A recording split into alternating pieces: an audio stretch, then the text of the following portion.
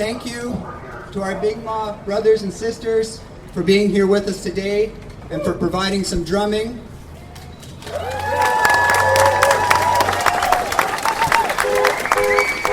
We're also going to have a prayer and a smudge ceremony. Here with me is Donna Crosland, one of the co-organizers of this event. Donna is a force to be reckoned with. She is a powerful woman, let me tell you. And it's an honor to be her friend as well. Donna has a Master's of Science in Forestry. She's a forest ecologist that works at Keji National Park. And Donna was also one of the co-authors of the Natural Resources Strategy Review. So along with Bob, wherever he is, Bob Bancroft. So.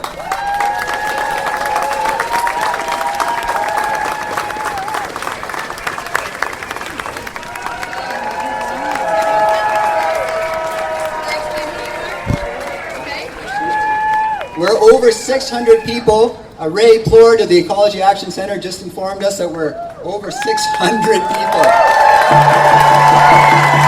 That's amazing. That's truly amazing.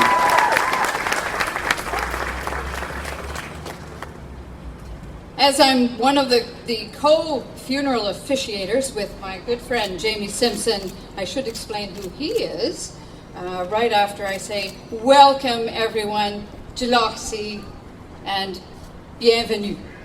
It's an amazing crowd. There's people here from all across our wonderful province for the same common goal, trying to have better forest management practices. Just in case you think you showed up to the wrong funeral, this is the funeral for our Acadian Forest of Nova Scotia. If you're looking for someone else, Uncle Jim that's passed on, it's at another church. Jamie Simpson is also an amazing person. He's an author. Probably some of you have his books, Restoring the Acadian Forest, Old Growth, his book on old growth. He's also an environmental lawyer, just recently become an environmental lawyer. He's a forester. He's an arborist. He is many things, but he's found time to be with us today and to help organize this event, which is amazing.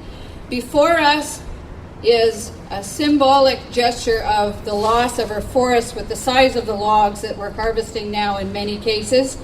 They would be ground up for wood chips, for biomass, or biofuel or pulp.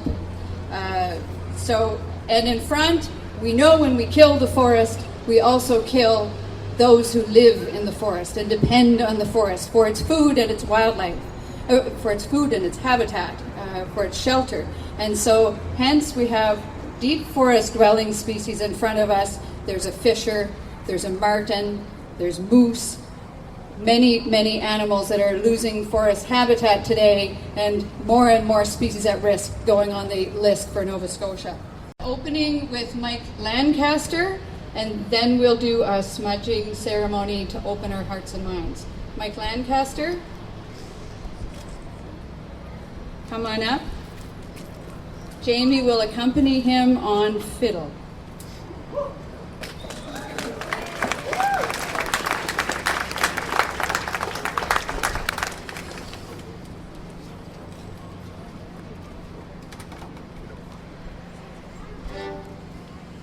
Thank you all for coming today. It's tremendous to see so many people come out and spend their day supporting our Nova Scotian forests.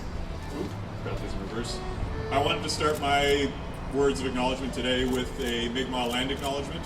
So those of you who are familiar with it, it's an acknowledgement that we are gathered today on unceded and unsurrendered Mi'kmaq territory. So that it's kind of a personal thing that I wanted to make sure that I fully understood before I started to say it. So to me, it's an acknowledgement that it's a recognition. Maybe we can raise this a bit. I'm a little bit taller than Jamie and Donna. Better? All right, so a land acknowledgement is a recognition of the fact that the Mi'kmaq Nation never formally ceded or surrendered Nova Scotia to the European colonists, from whom many of us can trace our origins. It is an acknowledgement of our history and our forced colonialism and the mistreatment of the Mi'kmaq people and nation. The intention of a Mi'kmaq land acknowledgement is not to point fingers, but to admit the mistakes have been made and that we commit to working together towards reconciliation.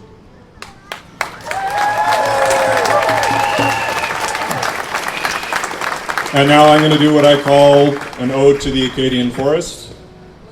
10,000 years ago, the glaciers that covered much of Nova Scotia relinquished their icy grip to reveal rugged granite ridges, fertile valleys, and drumlin hills, rich with the promise of the forest to come, the Acadian Forest, one of the most diverse forest types in Canada.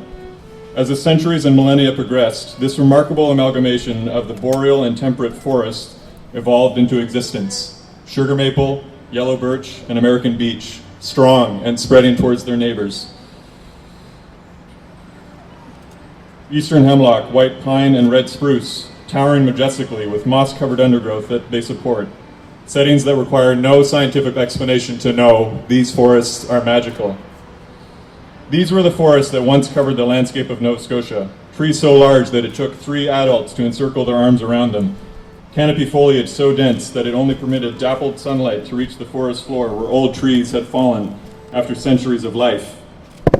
As we gather here today, these climax Acadian forests, these forests that once supported vibrant populations of mainland moose, pine marten, and woodland caribou, these forests that were so beautiful they inspired generations of Nova Scotians to dedicate their lives towards its stewardship. These forests that are now so rare that most Nova Scotians would not even be able to recognize them. These forests that the WWF has listed in its highest category for risk of extinction. It is for these forests that today we mourn. I know that I speak for everyone at the Healthy Forest Coalition and the Ecology Action Centre when I say thank you. Thank you from the bottom of our hearts for coming out today to support our public forests.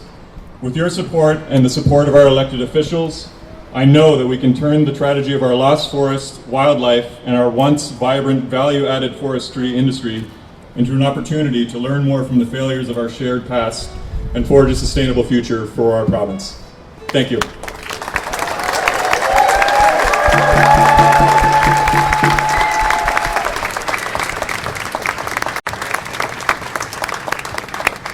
And now we're going to be joined with Melissa Labrador, Wildcat First Nations, and she will conduct a group smudge. And this is to help us to open our hearts, our minds, our spirits, and speak the truth and hear the truth today. And she may have other explanations as she does this, but we ask you to join her in the group smudge ceremony.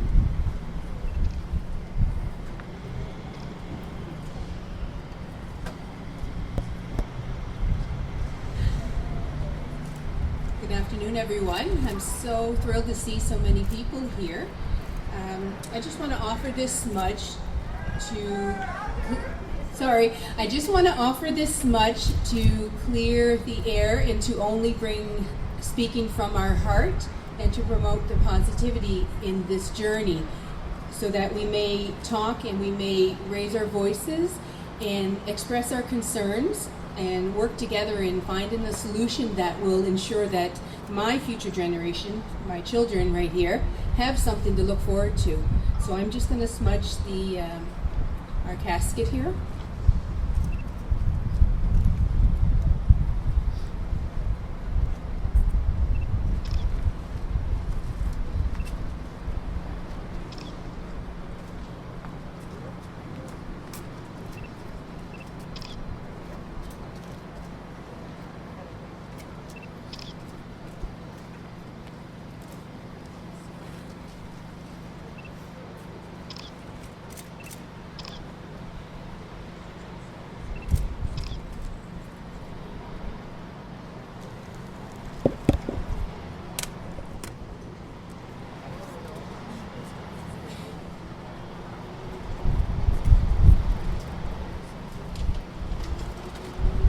All right, please excuse my notes, but I figured if I got up in front of a lot of people, I would forget what I wanted to say. I'm a Mi'kmaq, Ulnu woman, artist, mother, and 8th generation to the land of Kejimekujik, and I strive to pass on the knowledge that was passed on to me over my lifetime by the elders who raised me. I want to share with you my concerns with the state of our forests in all of Nova Scotia, with emphasis on the area which I call home in southwest Nova Scotia, Guespoet. I was raised deep in my culture and traditions. I have never questioned who I am. I know who I am. I've known the forest and the knowledge is hold since I was a little girl. It's how I raised my children. In my upbringing, science and spirituality remained as one. There was no separation. They require each other. There was no rift between them in the beginning. This was man-made. We are people that can connect it to the land as much as the land is connected to us. Our cultural future depends on the state of the forest. We live in a time of reconciliation. We live in a time where our people are looking to reconnect with their cultural identity that was stolen from them. The forest is a big part of that identity. Our traditional medicines within these forests are a big part of our identity. The raw materials we use are a big part of our identity. Ecotourism and cultural tourism are becoming a growing demand, and it's an area which I work in. The world wants to learn who we are as Mi'kmaq, as Ulnu people, and our people are reviving traditions of long ago, such as birch bark canoe building, which I have the opportunity to do with my father, basketry, and so on. This all depends on the health of our forests. Removal of the forest removes our identity, my children's identity, and many others here. Removal of the forest removes our abilities to revive almost lost arts. Removal of the forest removes our raw materials required to pass on these traditions and arts down to the next generations. With that being said, I must add that I know our government has a good plan to create protected areas, but yet many of those areas are awaiting their final designation, and I'm hoping that they can be finalized and that we could work on protecting other additional areas. I do not have all the answers, but I ask those who make the decisions, please consider the impact that allowing our forests to be disrespected through clearcutting and overharvesting and so on will have on so many people, especially my people, the Ulnu, and my family who depends on a livelihood within the forest of reviving cultural traditions and arts. Our lands in southwest Nova Scotia surrounding Kejimekujik Park are rich in cultural and traditional history. As a Mi'kmaq person, I have a responsibility. We all have a responsibility as people of Nova Scotia to respect our forests and to keep her and her creatures safe for all the generations to come. So I thank you again for joining us here today, and I ask that you keep spreading the word and educating those. It's not about stopping forestry practices. It's about re-looking at them, reevaluating them, and approaching things in a different way, because at the rate we're going, we can only go this far for so long, and then there'll be nothing left. So for my children, for your children, for your next generation, please consider what we're doing now. Thank you.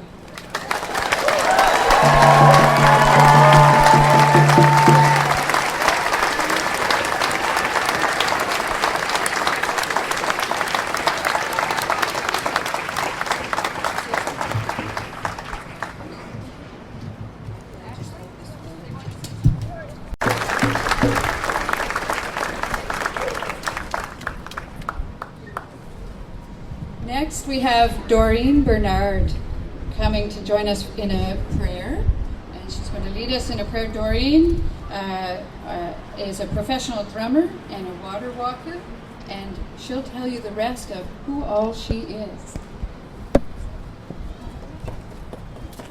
Wait.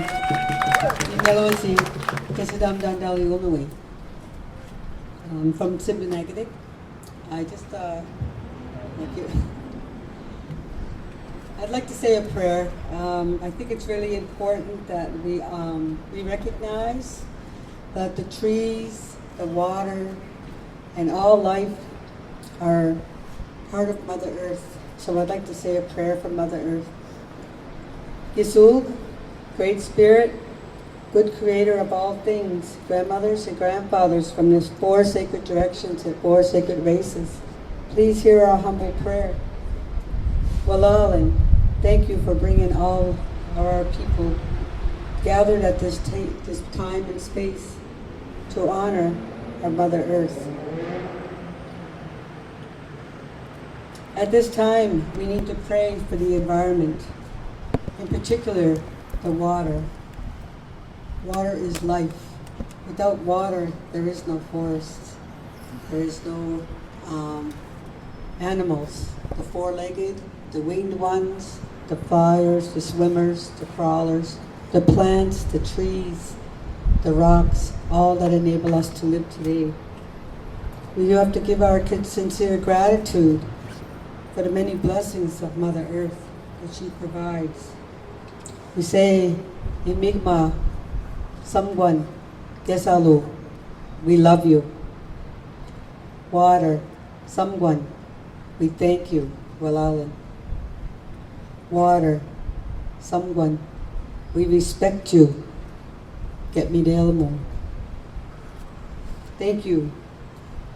Thank you for the water that quenches our thirst and helps all things to grow. Thank you for the 4 sacred winds, the air that gives us the breath of life. Thank you for the sun, the sacred fire, the sun that gives us light and warmth. Thank you for all our relations, our human family, the 4-legged, the winged ones, the swimmers, the crawlers, the borrowers, the plants and the trees and the rocks. We pray for the good of our nations, our communities, our families, our elders and youth, our little children, our leaders, and our medicine people. We pray for strength and courage that encourages growth and positive change. We give thanks for the resilience that you give to us in our times of need.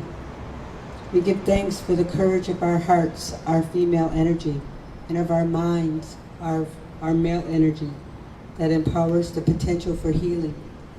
We pray for mankind to embrace and love and respect our Mother Earth, to take action to turn around the effects of climate change, and to help to do what we can to protect our Mother Earth and sacred water, to help them to heal. We do this, Kisu, Creator, so that our children and our future generations will always have a safer place to live and to grow, and will always have clean water to drink, and will always know the sacredness of Mother Earth. We do it for our future generations. Thank you.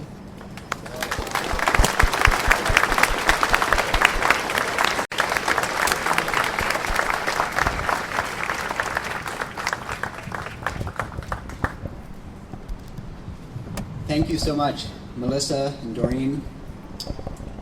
We invited the political parties to speak to you today, the PCs and the Liberals and the NDP. The PCs and the Liberals politely declined. However, Lisa Roberts,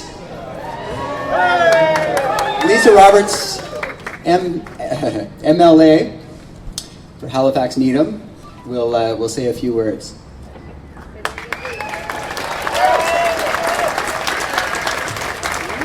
Thank you so much, and Walalan, Melissa, and Doreen. I became the NDP's critic for the Department of Natural Resources after the election last May. And though I've lived in Nova Scotia for a long time, I've been on a learning curve, and I'm very grateful to many people who are here today for helping me along that learning curve. So I'm really grateful for this opportunity to contribute to the eulogies for Nova Scotia's forests. But I choose to live in hope, which I think is justified so long as one works actively to build the world that one hopes for. And I know that you all do that too, or else you wouldn't be here. And so I'm going to recast the moment we're in and think of it not as a funeral, but as the end of a difficult birth of a new forestry for Nova Scotia.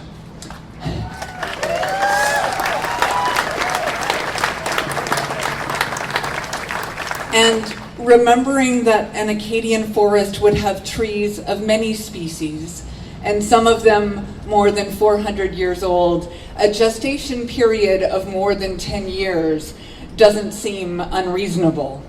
It's been 10 years since the Nova Scotia legislature passed unanimously the Environmental Goals and Sustainable Prosperity Act, which promised Nova Scotia would be one of the most environmentally and economically sustainable places in the world by 2020.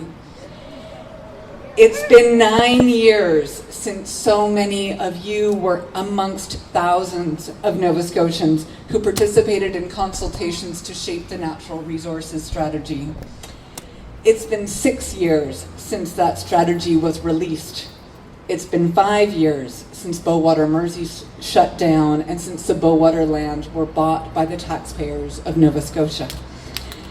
It's been 3 years since a first community forest was announced on some of that Crown land near Kejimkujik.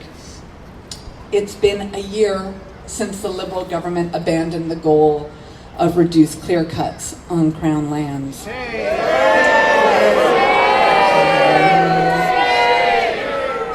And it's been a year since the Auditor General found that the Department of Natural Resources was in some cases years behind in plans to safeguard endangered species. It's been 6 months since Annapolis County Council asked the Liberal government to give them a break from clear cutting on Crown land, and were denied. And it's been 2 months since Bill Leahy was appointed to do a forestry review, and like you, I await his findings anxiously. So you all know better than I do the state of Nova Scotia's forests. Widespread clear cuts, activity that can best be described as high volume, low value, shaped by the needs of industrial players who are not invested in the long-term viability of Nova Scotia's rural communities and rural economy. Well, the end of the labor is often the most difficult. Despite depleted soils in many places, there is so much evidence that Nova Scotia's forests can still do this, can provide us ecological and environment and recreational and economic value for the long term, where they are tended by midwives. The Medway Community Forest, the Otter Pond Demonstration Project, Jim Drescher at Windhorse Farm, the folks at Woods Camp, the Nova Scotia Landowners and Forest Fiber Producers Association, Taylor Lumber, Mi'kmaq Communities.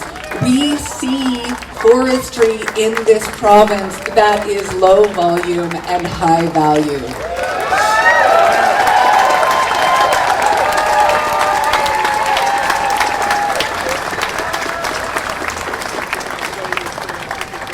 We can have, as the current Minister of Natural Resources assured me repeatedly just last week in the legislature, 80% of forest land in Nova Scotia where that actually means something real for wildlife habitat, for landowner value, for carbon storage, for tourism and beauty and recreation, for high economic value activity.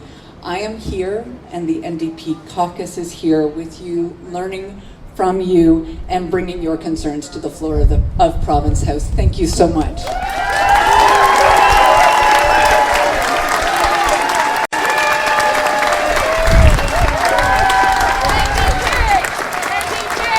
Thank you, Lisa. It's a special pleasure to introduce the next speaker, Dr. Soren Bonjup-Nielsen, retired professor of biology at Acadia University. He was one of my professors when I did my biology degree at Acadia, and one of my inspirations to follow the path that I've followed. Soren is the author of numerous books on wildlife and forest ecology. Here he is.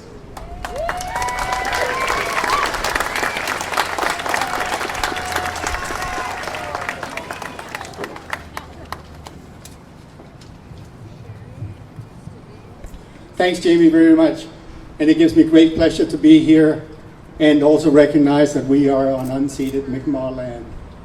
The inhumanity of clear cutting is that it creates wildlife refugees. It also kills a lot of wildlife. We often think that when you clear cut a forest, the animals that used to live there simply move to the side and start living adjacent, but that is not the case. They have nowhere to go. They slowly die. Forests are not just collections of trees. They're intricate networks of a variety of organisms, trees, plants, birds, mammals, fungi, you name it. There are thousands of species in Nova Scotia, and we do not even know how many there are. These are guesses. When we think of wildlife, to most people, wildlife are mammals and birds. Well, they are a minor part in the forest ecosystem. They're the ones we associate with, but they are the minor in terms of ecological function. In the mid-90s, Department of Natural Resources funded a research project that I took part in, where we wanted to document the number of beetles living specifically on dead wood trees. In 2 months, I had found over 200 species of just beetles, tiny little critters. 2 of these species had never been seen before. They were new species to science. We have no idea how many species actually live in the forest. Most of the species I caught were rare already. So imagine what happens when the forests are clear cut. We don't even know what we're losing. Just on a comparatively speaking, in Sweden, we always talk about Sweden and forestry, I'm not sure why.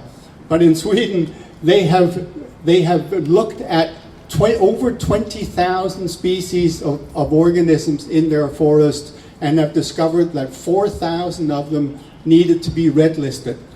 Again, we have no idea in Nova Scotia what we're even dealing with. We're losing species without knowing that they even existed. So clear cutting to me should be considered genocide because it is the massive destruction of lots of organisms across the province.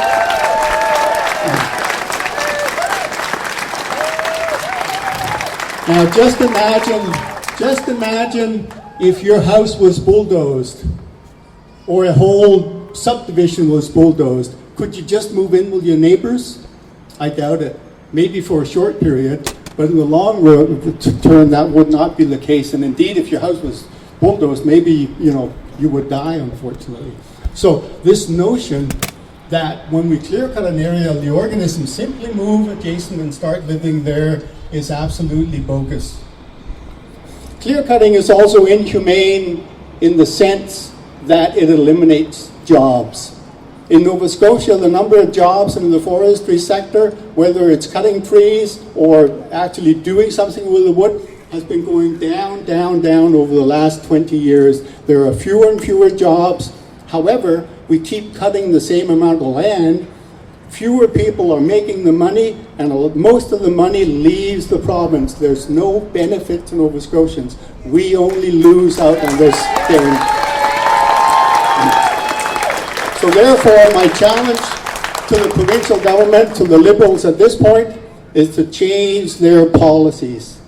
We could have a vibrant forestry industry based on old-growth forests, cutting very few trees, and adding value to those, employing more people, keeping more money in the province, and generally benefiting all of us. Even if we don't like forests for that matter, there would still be a benefit to changing the forestry policies. And hopefully this event today may result in such a change in policy. Thank you very much.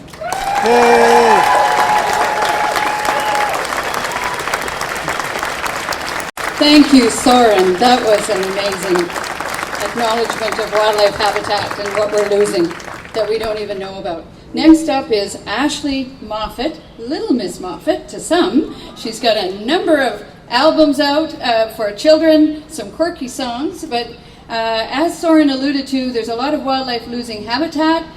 Dr. David Patrickin's in the office with a barred owl photo that maybe you can show, and Alice Reed has a barred owl somewhere in the back, yes. Ashley is going to play a song called Who Cooks For You, which translates in the barred owl language as woo, woo, woo, woo. Who cooks for you? Ashley, take it away. Donna has the best owl called by far. Could never do it. Yes to the call of the barred owl, who lives in cavities of big old trees, which we have less and less of. They say, who cooks for you? I'm just going to turn up the guitar.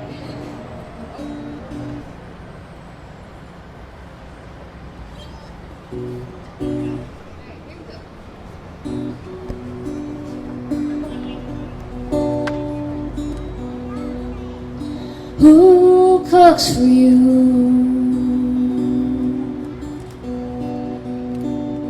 I am the barred owl, hiding in the treetops above.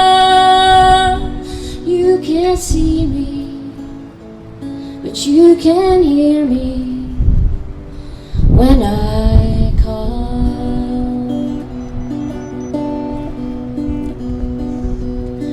Who cooks for you?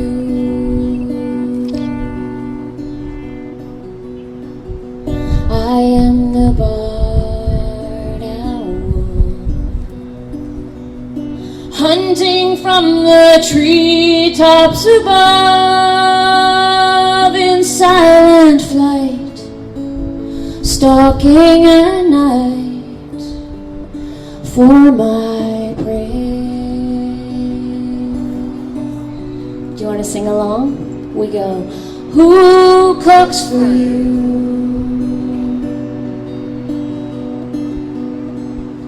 I am the barred owl, nesting in the treetops above, inside the cavities of only larger trees. I raise my young,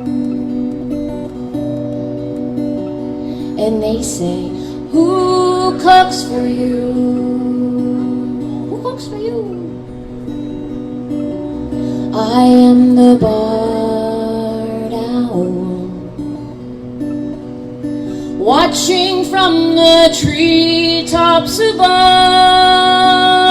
and through my dark eyes it would not be wise to get too close.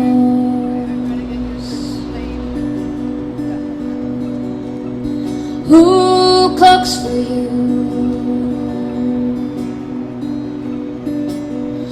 Who cooks for you? Who cooks for you?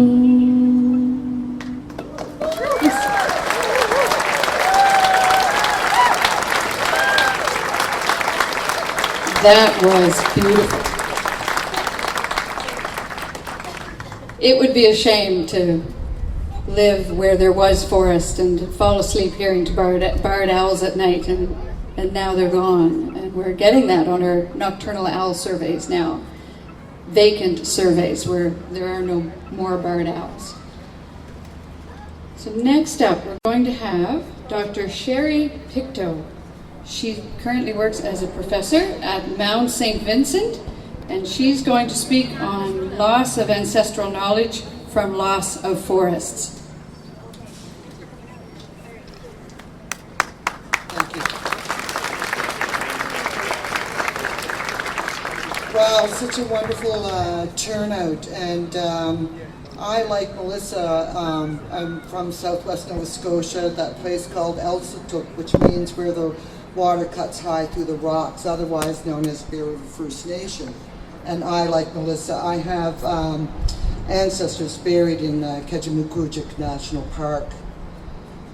I'm just going to start out with a little story, and this is got to be very brief because I have to run back to teach. In the mid-1990s, to the late 1990s, Elsipogtog had a stream and fish habitat crew that was quite successful to the point that it was on Discovery Channel, or they were featured on Discovery Channel. And they were quite successful in bringing the wild salmon back. But they had two challenges. And the number one challenge it was illegal at the time and we didn't know it, was the clear cutting practices that would go down to the edge of the streams and the rivers, removing the natural canopy that was necessary to maintain that ecosystem. The second challenge was with the ocean, and that was with the farmed salmon escapees full of antibiotics that came up and destroyed all the wild salmon. The point here that I'm trying to make is that these are interconnected ecosystems. And we as humans are a part of that ecosystem. Thus, by destroying the forest, you're destroying whole ecosystems. And for the Indigenous people and the Mi'kmaq people, this is what we depend on. This is where our knowledge derives from. It's the source of our food, and it continues to be the source of our food and shelter. For generations, the forest has served as our education system, our social system, our economic system, and yes, even our political system. But for Mi'kmaq people, traditionally, when we say the law of the land, we mean the law of the land. The land dictates the law to us, not the other way around.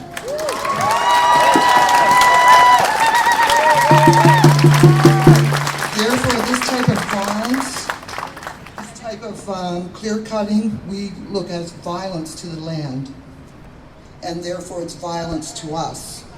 And nowhere is this more apparent than the unacceptable numbers of missing and murdered Indigenous women and the discrimination that our children still face. And this is connected to, of course, the gender discrimination that's still in the so-called Indian Act that dictates who and when we can be Indigenous. But more specifically, it's connected to this. And why I say that is because when you destroy the ecosystem, you're destroying our existence as Indigenous people, and particularly for Indigenous women. Because in the forest, that's where our knowledge lies. That's where our systems lies to restore the rightful place and the roles of Indigenous women in their societies that colonialism for the last 500 years have displaced us from. Therefore, as we mourn the loss of a forest, we mourn the loss of our knowledge and the food system that has been sustaining us for over 13,000 years, even before the glaciers. And I just want to end on this note. I know that the Nova Scotia government is in negotiations with the Mi'kmaq leadership over some of these lands, but what is the point of negotiation? It's like in Kejimkujik National Park, clear cutting up to the boundary of that's all interconnected. So do not negotiate with our people to give us little pieces back when you plan to clear cut all around us.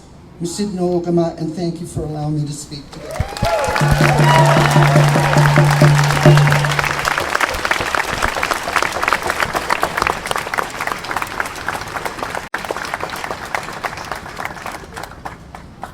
Truer words were never spoken.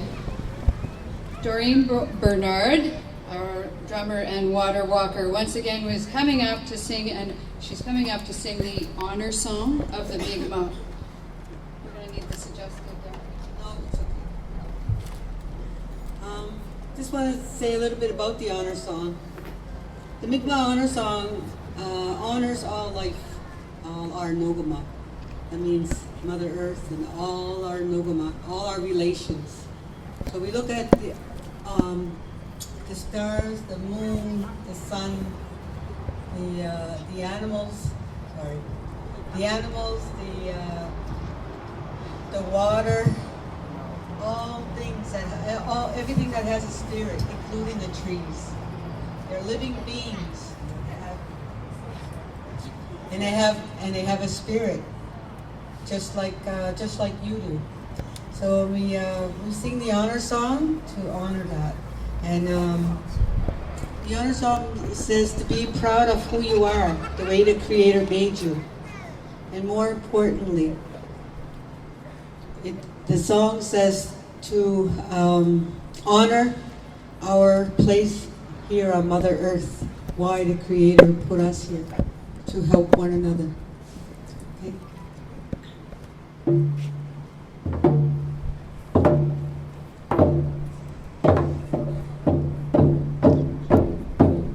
Get me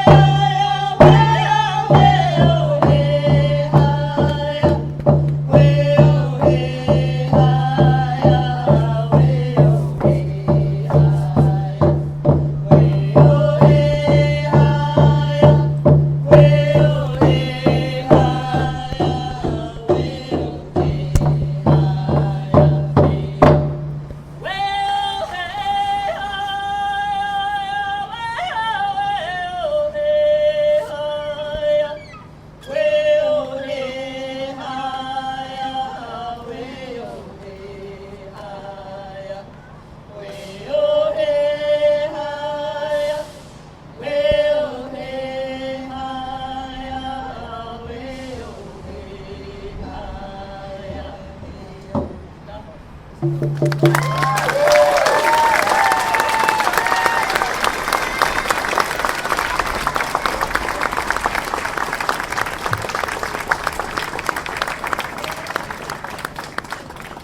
feel cleansed from the top of my head to the bottom of my shoes and my soul. That was very moving. Thank you.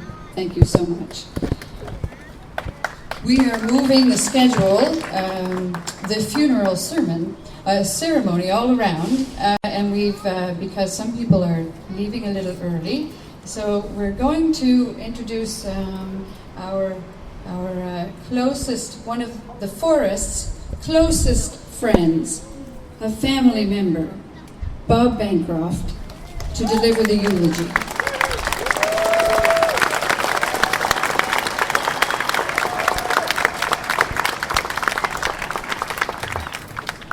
Usually I shoot from the lip, but I've been asked today to actually hand this out, so I've written, thank you Ashley. So I've written something and I don't know how it'll go, but we'll just try it. Thank you so much for coming today to show the government that we need them to change.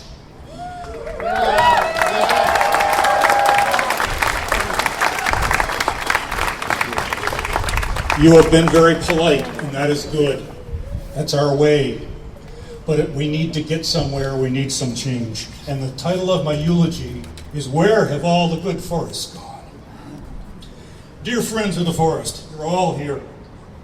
It's Mikvah, family, foresters, scientists, neighbors. This story began about 10 to 12,000 years ago as an ice age departed. Since that time, a great diversity of wild plants and animals evolved. In the forest that towered as a green mantle over the land we now call Nova Scotia. There is a sense of spirit and peace in a natural forest with old trees. In fact, natural forests allow trees to become elders. Hi, Peggy. Mi'kma'ki, thank you. We always have lots to learn. The forest soothes our souls, and we begin to feel a part of a larger community of other living things. We rise above ourselves. When settlers from Europe began land clearing in the 1600s, major disturbances such as human-set fires began. Harvesting with axes and crosscut saws shifted to chainsaws in the 1950s, and then to large, heavily financed machinery that we see today. To quote Elizabeth May, woods employment went from a bunch of fellers to a feller buncher. Today we are living the latest chapter, an unprecedented loss of Nova Scotia forests at rapid rates. Forest liquidation through clearcutting, where even the shrubs can be chipped. Like the cod's demise, this story of government-sanctioned forest liquidation is made possible by new technology and fossil fuels.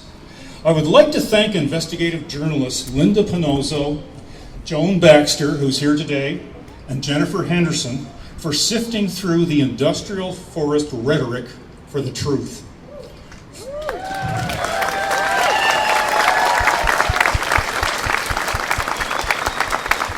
It's a hard slog for them, folks. But for example, during the 25 years up to 2014, 42% of the forest in Nova Scotia that could be cut was clear cut. On public land currently, in spite of what Jess Bishop said yesterday, 90% of the cutting is clear cutting. Most of these woodlands have already been cut repeatedly, several times. So many of the original tree species lived and could still live natural lives for 350 to 400 years. So how did these forests become degraded to the sticks that we see trucked on the highways today? First of all, land disturbance favors short-lived, lower quality tree species. That's what grows naturally here after a clear cut. It's nature trying to heal. Forest succession actually takes much longer than that. But with government backing, the forest industry cuts long-lived hardwood and mixed wood forests that take at least 150 years to establish and mature, and turns them into short-lived softwood stands or plantations. They intend to harvest these trees every every 40 years or so. It's better for cash flow. It's not better for wildlife. They need some shelter and food. All the industry sees, to my mind, is wood piles in a forest. Piles to be processed into wood fiber or chips to feed hungry mills and biomass burners. Mi'kmaq, did I get that right, Peggy? Okay. In foreign biologists and many others, sea forest is a living entity that fosters healthy streams for salmon and trout, provides habitat for woodland flora, and habitat for a wealth of animals. The industry respect seems to be reserved for profits, the smell of money, most of which is going to foreign shareholders. Priorities include grinding and chipping our forests for fiber, pulp, biomass, and pellets to burn for heat and electricity, wood chips and pellets going offshore to produce chipboard elsewhere and biomass, and sawlog supplies, meanwhile, are dwindling. Incidentally, the term they use is waste wood. Believe me, nature doesn't waste, and they're not really leaving anything on these sites, as you can see from Ray Plord's photographs. Thank you. Electricity produced by wood biomass is at very poor efficiency rates and cannot be considered green energy by anybody but the most ill-informed and naive. And the gentleman standing at the back, Peter Ritchie, is somebody to talk to about energy. And we know what we're talking about. We have assembled a group of experts, of people who are specialists who can actually speak intelligently about this and not just mind fog everybody. The government, quite plainly, is misinforming its citizens with the message that biomass is environmentally friendly at the large scale that we're talking about. The government is also making poor, short-sighted decisions in a desperate attempt to maintain jobs in a diminishing pulp market. Instead, it should be making brave, innovative decisions that could set us on a new path towards a better future in forest management, forest products, and healthy forests. Many of these ideas were assembled in a report during the Natural Resources Strategy, but none were enacted. The problem here is large clear cuts leave moonscapes where most wildlife species cannot survive. This removes employment possibilities for people for decades and slows new forest growth in nutrient-depleted soils that David Patrickin knows all about. Beauty strips can't hide what can be seen from space. The Global Forest Watch satellite images showing recent forest cover loss in Nova Scotia in the past 10 or 15 years are appalling but true and unprecedented, I might add. With the Acadian Forest now gone in many areas, we are here gathered to mourn its tremendous loss. Now, the industry-led spin doctors have launched a new Act for Healthy Forest campaign seeking support in New Brunswick and Nova Scotia for another budworm spray program. Spray for a healthy forest. Wow!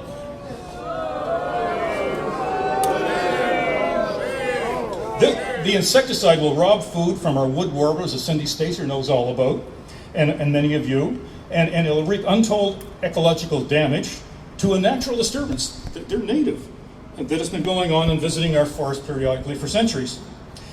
The forest industry and Department of Natural Resources refuse to work with the forces of nature.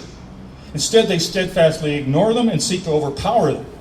They've created a worse problem with their few species, unstable, simplified forests, more vulnerable to forces of nature like wind and spruce budworm. Climate change is bringing hurricanes more frequently and invasive pests as well, foreign pests, exotics. Nova Scotia is adding to this climate change problem rather than dealing with it. This brand of forestry creates growing numbers of species at risk that DNR is supposed to ensure something about, from lichens to moose. Nova Scotia needs ecologically healthy, working forests that connect isolated patches of protected areas to one another. If such corridors existed, wildlife could once again be able to move freely throughout the province under continuous forest canopies, rather than finding themselves in remnant forests without food, stuck between barren lands of clear cuts and future plantations. This would create more genetic diversity and increased chances of survival of wildlife populations. So basically, clear cuts are too drastic a change for Nova Scotia's nutrient-poor forest soils, the waterways, wildlife, woodland plants like from mosses and lichens up, and even complex communications networks of fungi that actually allow trees to communicate between each other. Large clearcuts have streams and rivers that run brown with silt, killing fish. Nutrients flush away to the sea, leaving depleted soils and meager prospects for the regenerating plants. This ongoing tragedy has been sanctioned by successive governments of all political stripes. We, the taxpayers, elect them, but politicians listen to the forest industry and their promises of jobs. And politicians continue to feed industries hundreds of millions of our tax dollars. As Tom Miller stated recently, forest industry and DNR management have no room for anyone trying to upset their apple cart. To put simply, and it's already been done today, Nova Scotia is overcut. Why would DNR sanction the harvest of 35-year-old stands on public or crown land unless we are running wood out of wood? The public had their say in a round of consultations that ended in 2009. That message was clear. Current practices are not sustainable. The status quo in forestry was not an option, they said. But DNR has not budged an inch. Instead, they've added large biomass plants and become more secretive. They are now allowing the mining of the forest, of the last of our forests, for foreign interests. Are we going to just sit back and take this? No! Glad to hear you say that. Is this the change that you wanted to see? No! DNR senior management talks about, and it's only senior management here. There are lots of good people in DNR. Yeah, let's clap for them.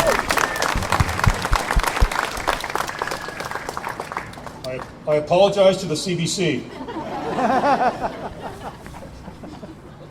DNR senior management talks about, you must be getting tired, thanks for hanging in.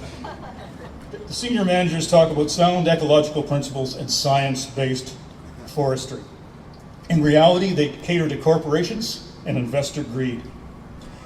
Donna Crosland volunteered, and I volunteered for a year and a half on a government science panel where the industry rep would not accept science. Now he's one of those at the helm of natural resources, along with other former mill employees. Instead of setting a good forest management example on public lands for private woodlawn owners to learn from and to follow, contractors are being allowed to skin crown forests alive. What a role model. They're clear-cutting everything. Dawn and I go to these places. They're clear-cutting everything from mature sugar maples and yellow birch down to 2-inch diameter oaks, as well as whole stands long before they mature, chipping them and pressing pellets and sending these raw materials overseas.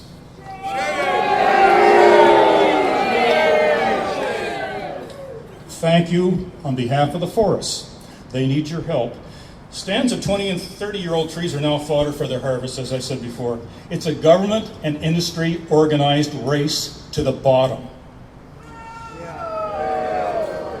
Meanwhile, some of the local value-added hardwood flooring industries, for example, have been forced to close for a lack of supply. There is also room for an expanded maple syrup industry here, and we have the trees, or we did. They are allowing mature sugar maple stands on crown public lands to be cut instead of leaving them for syrup operations. And they are already beginning to tax the wood out of private owners, because when they run dry on public land, guess where they're turning? One senior, I'll wrap up here in a minute, but one senior DNR staffer actually came to me last winter and said that a 15-year-old clearcut has everything that our wildlife populations need.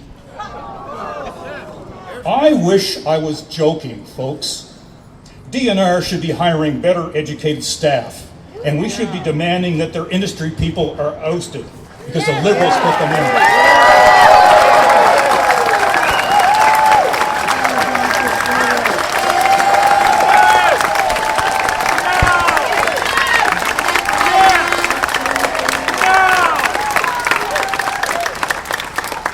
This government needs to be reminded that they're supposed to act as stewards over the forest and on behalf of the best interests of its citizens, which includes the forest.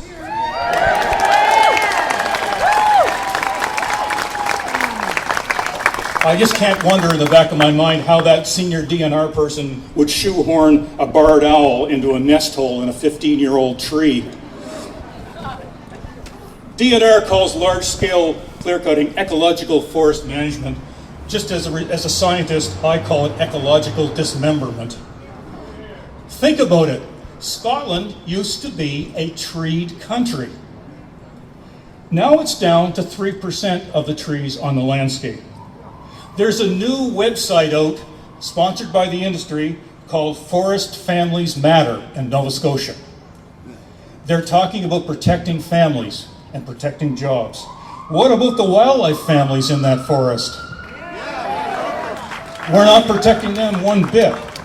The laws are a mockery, and this may be a mock funeral, but if you are one of the many wildlife species, as Soren Bondrup Nielsen said, displaced by a large clear-cut, you lose your home, you become a refugee in what was your country, and you often die a slow, miserable, quiet death from starvation or territorial disputes.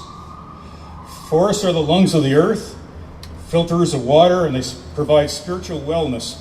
A friend of mine who died a while back said that my cathedral is a forest. If they are tended in an ecological, those forests are. If we were tending them in an ecologically sustainable manner, they also provide us with many things we need, including lumber for our homes and wood for our fires. We can use forests. We need to use them carefully. Give thanks to forests. Do you want to take back forests from foreign-owned mills and DNR? Do you? Good. Let's do it together. We've been working together to make this day happen and keep in touch with the Healthy Forest Coalition.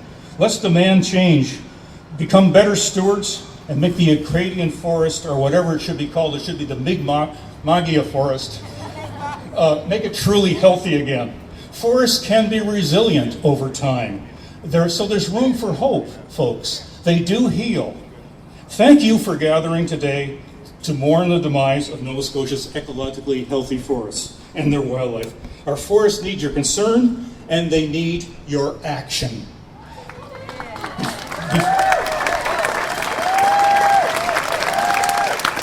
One last sentence. Before the last of our unprotected public forests are reduced to mud and bushes. Thank you very much.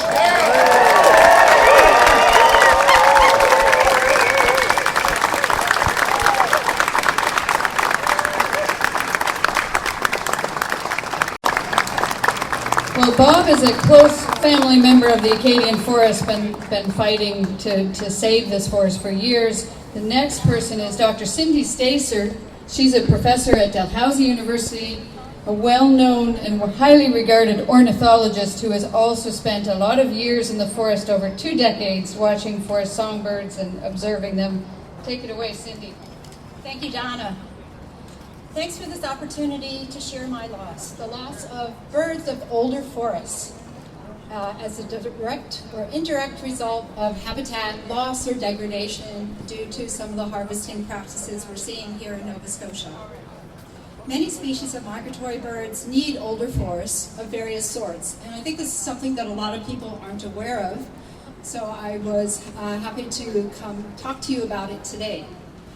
These migratory birds include several warbler species like the bay-breasted warbler, the Blackburnian warbler, the black-throated green warbler, the black-throated blue warbler, the Cape May warbler, and the Canada warbler, and several species of flycatchers, including the olive-sided flycatcher, the eastern kingbird, and the eastern wood pewee. And several of these species that I just mentioned are priority species in Nova Scotia. They are species at risk, or species of conservation concern.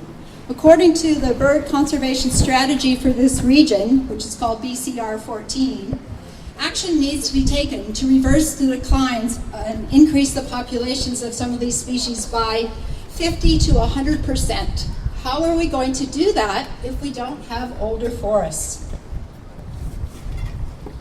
Having older forests provides more stable habitat across the landscape for many species.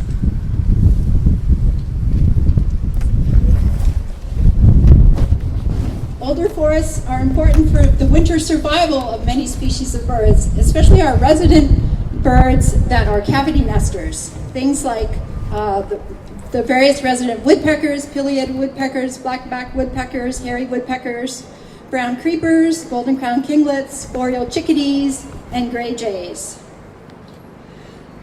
There's been a lot of research done on birds in forests across Canada and in the northern US, and some in Nova Scotia. And we know from all of these studies that older forests have more species of birds and larger populations. So these are really crucial habitats.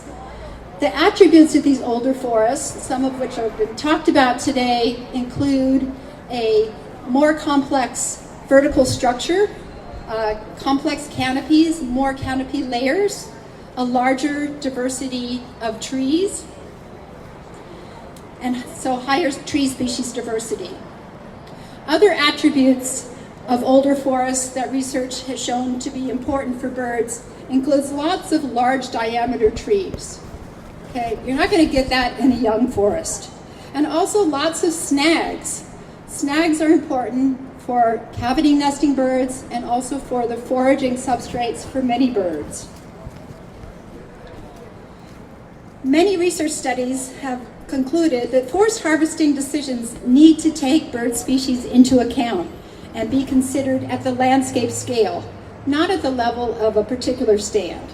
Sure, the particular stand is important, but you have to look at it in the context of the landscape, ensuring that we have large patches of older forest and that these large patches are connected to one another so that birds can move between them easily and other wildlife.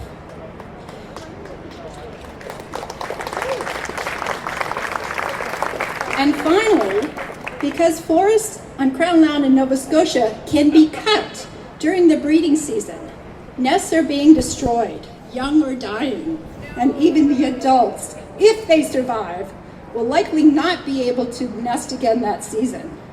Nearly all forest birds are highly territorial, as Soren alluded to, and securing a new territory in the middle of the breeding season is just not going to happen.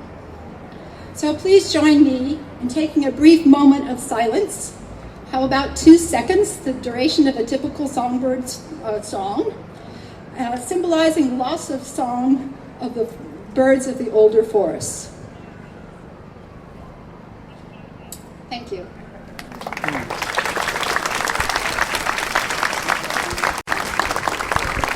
Thank you so much, Dr. Cecile.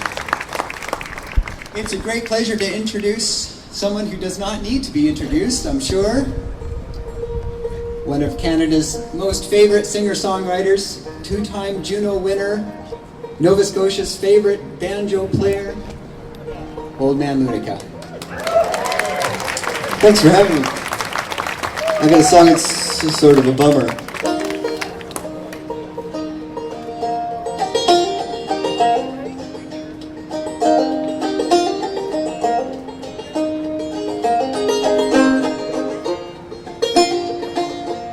Leaves brush the window, they're trembling and cold.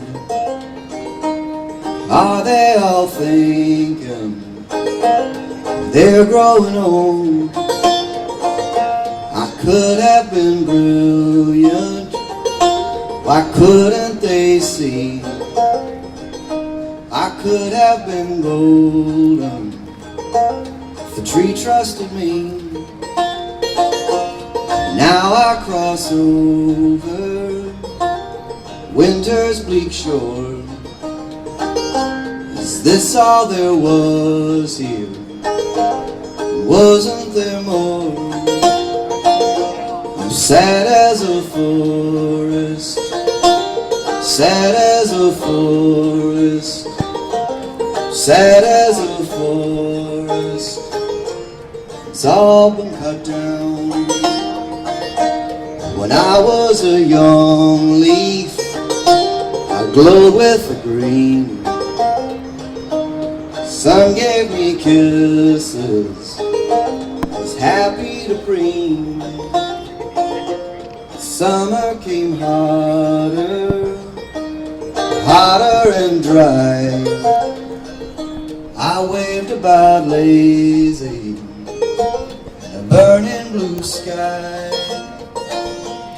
What was it all for? To help the tree grow. I was flawed but perfect. Does anyone know? I'm sad as a forest. I'm sad as a forest.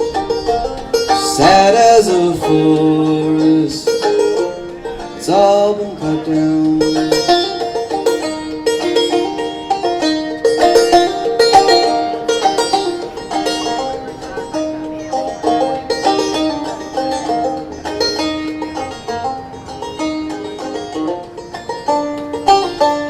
When I've got her sober, that I make my flight. Will anyone see it when it happened at night?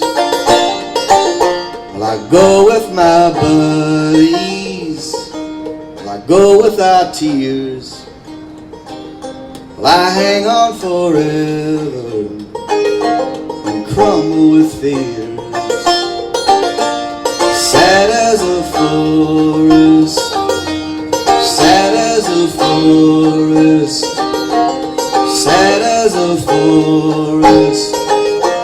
It's all been cut down. Sad as a forest, sad as a forest, sad as a forest. It's all been cut down.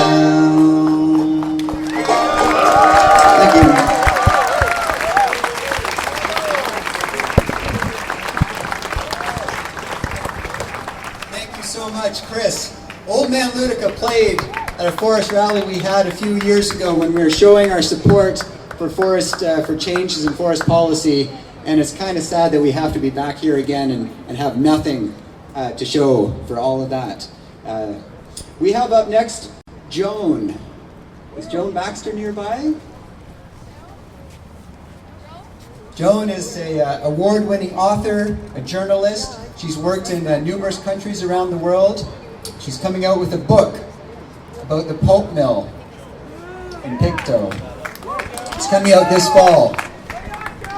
Thanks for those of you that are hanging in there. Thank you. We're getting pretty close to wrapping up here. Hi, everybody. I'm really honored to be speaking after the speakers who have been here today, like Bob Bancroft and the wonderful Mikvah music that we heard. And I wanted to draw your attention to a button that I'm wearing. It says, "Stop Clearcutting in Nova Scotia." It's 30 years old.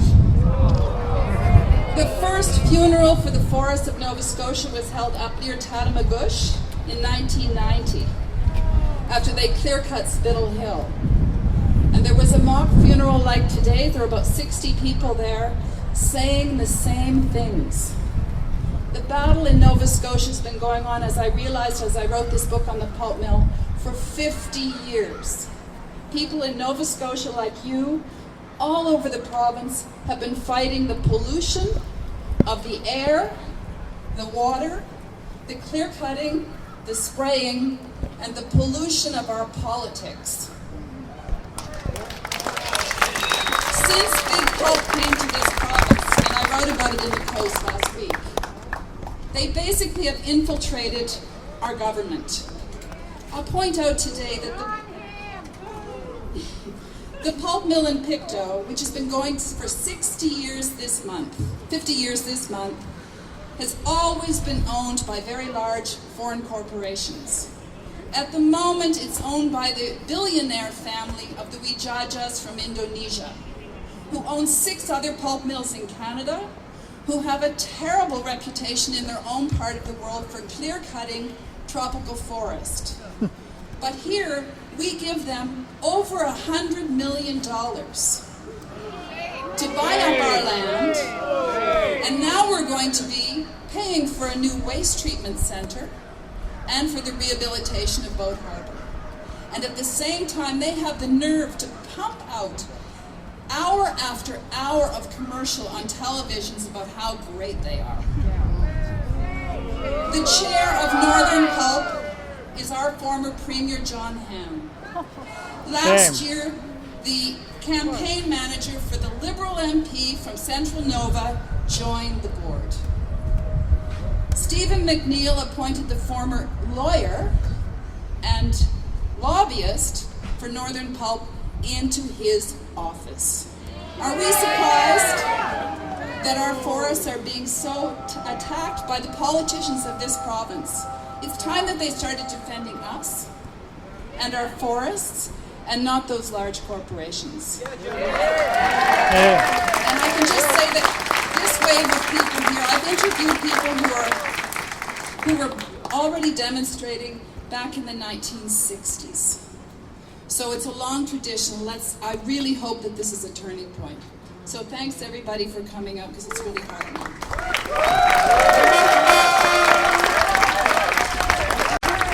Just a couple of more minutes, folks. We have Lee Keating coming to sing for us. Came all the way from Clyde River, so stand by just a moment. I want to talk about progress, because the forest industry, wait a second, Department of Natural Resources. I get them confused because they're the same.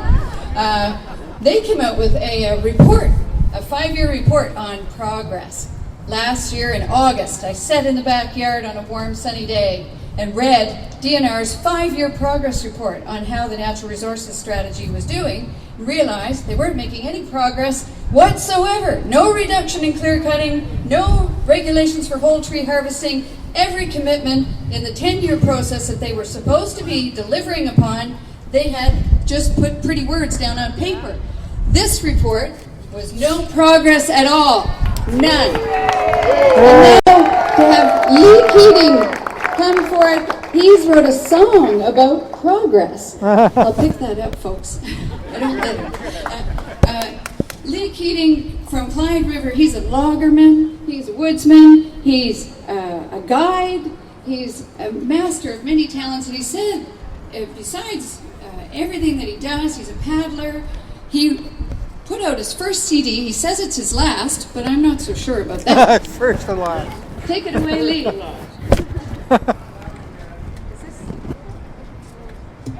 good. Thank you, Donna. Thank you, too, everyone.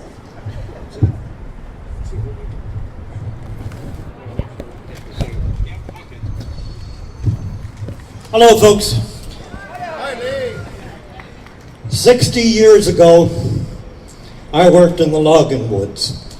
60 years ago, with my uncle Tom Scott, cousin Stanley Scott. And I want to say first that my uncle Tom Scott was an adamant foe of clear cuts, and so am I. I'd also like to say that on Great Pubnico Lake, where was one of the places where I worked back in the day, my family had been harvesting trees in that area for 5 generations, and there's still a forest there. And I think that speaks well. That not only speaks well for them, it speaks well for what can be done and what we should be doing. And that's what these people are saying today. Thank you. Thank you.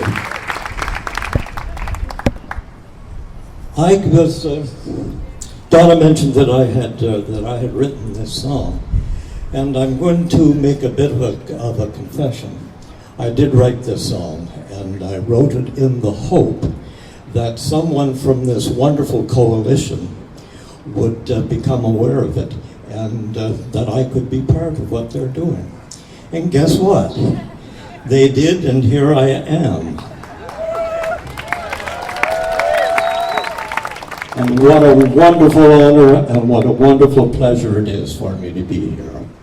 And I just want to say again, thank you so much for coming out on behalf of everybody else, and let's do this.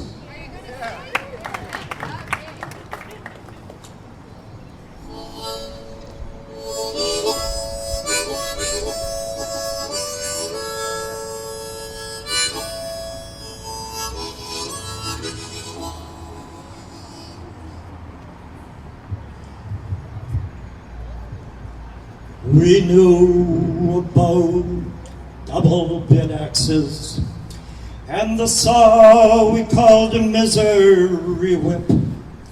We knew about logs in the water and how to run them with seldom a slip. We rolled big pine logs with our peavies and pike pulled them into the flow of the rivers where we would drive them wherever the rivers did flow.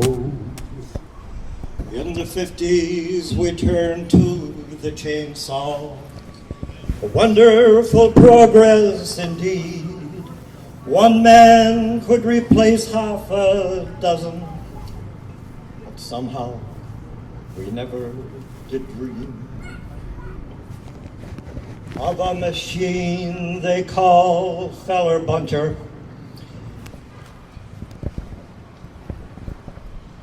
Of a machine they call feller buncher that eats trees and leaves deserts behind.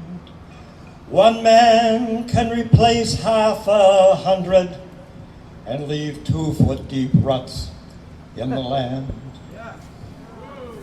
We didn't know whole tree harvesting to produce biomass for the mills. We didn't imagine the clear cuts that stripped the valleys and hills. We're told it's a measure of progress, but there's something I don't understand. Is there someone who measures how much progress our forests can stand? Somewhere, is there someone who measures how much progress can our forest withstand?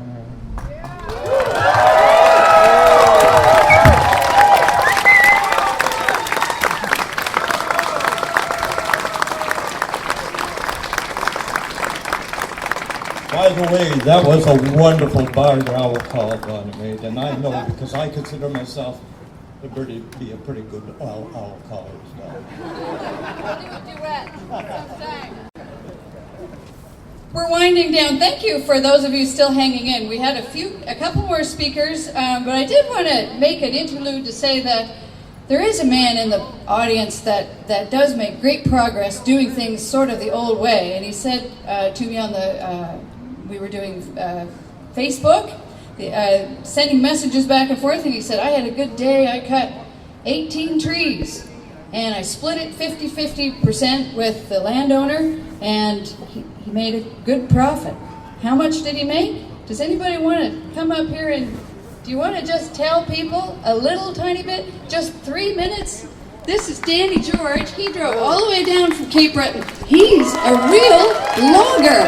He's a logger that does it right. I'd like to say that it was great to be among people with similar minds, and a lot of us have, I guess, probably different ideas of what was wrong in the forest. But what I do is selection harvests of quality hardwoods, and I make a good living at it. And what Donna had mentioned, I was telling her about, was 18 trees. That 18 trees would have equated to a little over $2,000. And I'm just doing some numbers on a job that I'm just finishing up. It's 445 trees worth over $60,000. And I guess the point I'd like to make to contradict what industry's doing today is that in that I had less than 90 liters of fuel burned in a chainsaw to harvest $60,000 worth of wood, and about 1,100 liters of fuel to yard it out because the distance was pretty much extreme. But it kind of equates to somewhere around 4.5 weeks' work on a one-man show. I cut it and yard it. But my approach is on dollars and on value more so than on volume. And I'm harvesting pretty nice stuff, and when you're harvesting trees that are 200 years old, I see it as a bit of a sacrifice, and I think if you're sacrificing those trees, at least you owe it is to ensure they go to the best possible value. And I'm probably the most blackballed logger in Nova Scotia, and the reason being is that I've fought the pulp companies for a long time. And what I see wrong with our forests in Nova Scotia is our tenure system rather than a tender system.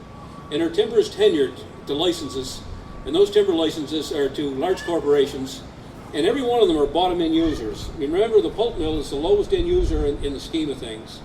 So it doesn't matter what business you're in, if you have control of a resource and there's other interest groups trying to access it, you're going to ensure access to your own facility. And what they've done is they've downplayed the value of our resources in order to accommodate their own facilities. So, you know,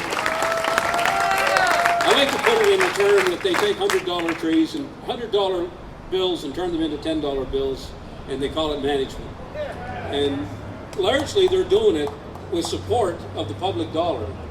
And I'll go back into the late 70s, and this was when I saw things at probably the worst. And this would have been store forest industries, and not even Nova Scotia pulp, because every time we turned around the shingle changed names. But they were harvesting Acadian Forest, old growth forest, and they were cutting most of the balsam and spruce out of it, and the large yellow birch that was all left standing, 2, 3, 3.5 feet in the stump. And that was went back, and it was fell and left. And that was under a scheme that was called vegetation management that was paid for by DNR. So what I see DNR is a public relations forum for the mills.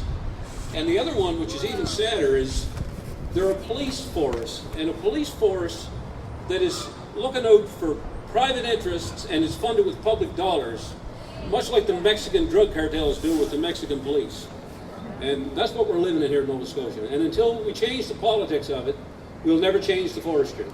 And it runs deep. And as somebody said earlier, it's over 50 years. And there's a book here I'll recommend to any of you to read that does the best job on telling where this mess began, because I spent a lot of years trying to get to the bottom of it. And it's called Against the Grain by Peter Clancy.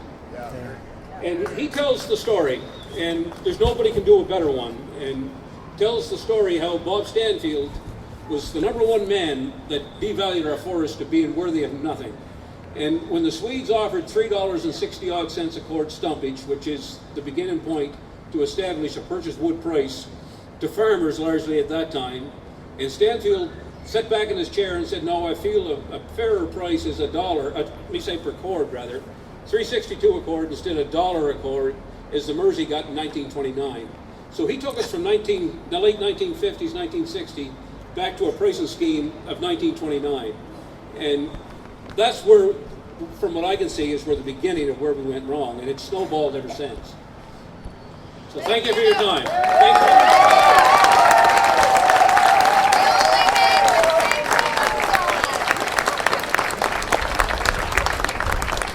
I think he's the only one here wearing safety boots. Pretty cool. Thank you, Danny George. Raymond Plord, Ecology Action Centre. The Ecology Action Centre has helped us a lot with this event, and we really need to thank them on behalf of the Healthy Forest Coalition, which Raymond is also a part of. We thank the Ecology Action Centre. Take it away, Raymond, for a few minutes. We're almost done. Hang in there. And thank you, Donna, for all the tremendous amount of work you've done. This lady is amazing, as Jamie said early on. She is a force of nature and a force for nature, and thank God for that. Bob Bancroft kind of covered a bit of what I was going to say, so I'm just going to make it quick.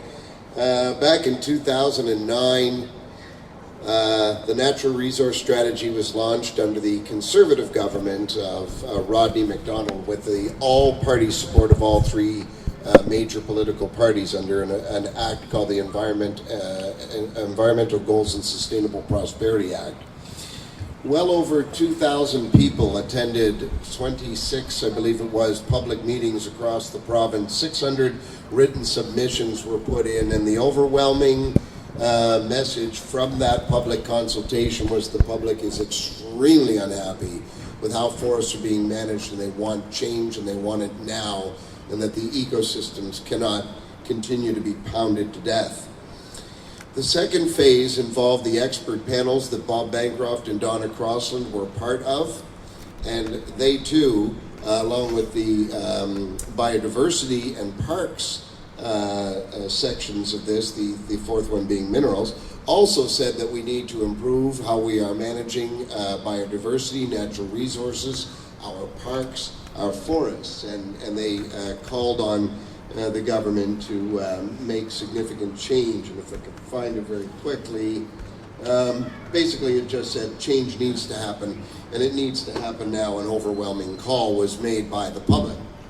So then we get to the final piece, the third phase, which went into the department itself, and this is the actual natural resources strategy. So some people often mistake this for a report, like a set of suggestions to government, but it's not. We're beyond that. That's what these were. This is official government policy for the year 2011 to the year 2020, a 10-year policy for the Department of Natural Resources at the very highest level. There is nothing higher. And yet, as was outlined by Bob, they reached, and Donna, the 5-year anniversary came along and they were supposed to hit their reduction targets of reducing clearcutting by 50% and so on, and they basically just released their anemic little update report, and you had to actually go, not even to the main document, but an appendix document to find that, yes, we set a goal of reducing clearcutting by 50%, but since then we've decided we're not going to do that. As far as I'm concerned, my take on that is that the bureaucrats essentially undermined and usurped public process, due public process, and public policy reached through that due public process. And although I don't think this law is still on the books, I call that treason. Okay? And that's pretty strong words, but that is what it is. The industry came in, took over the department, and buried this. They buried it in a deep, dark hole in that building down on Hollis Street. And that cannot stand. So I want to thank all of you folks who came out. Obviously, it's been a little long and folks have drifted, but I really appreciate the folks that have hung in and everybody who's shown up to, as Mike Parker, my good friend and neighbor, says, stand up, speak out for the forest, for the creatures that live in it. Thank you very much on behalf of Ecology Action Centre. And stay engaged. Make sure to sign up before you leave and stay engaged. Okay, thanks so much for coming. I wanted to thank Ray Plord at the Ecology Action Centre for the good work they did in helping to organize this. Of course, Donna Crossland and all the other good folks with the Healthy Forest Coalition. Bob Bancroft. Wasn't that wonderful? Old Man Ludica. Lee Keating. Ashley Moffat for not only performing, but also for setting up all this sound system. She is amazing. She also got it donated from Long and McQuaid. So thank you, Ashley, for making this happen.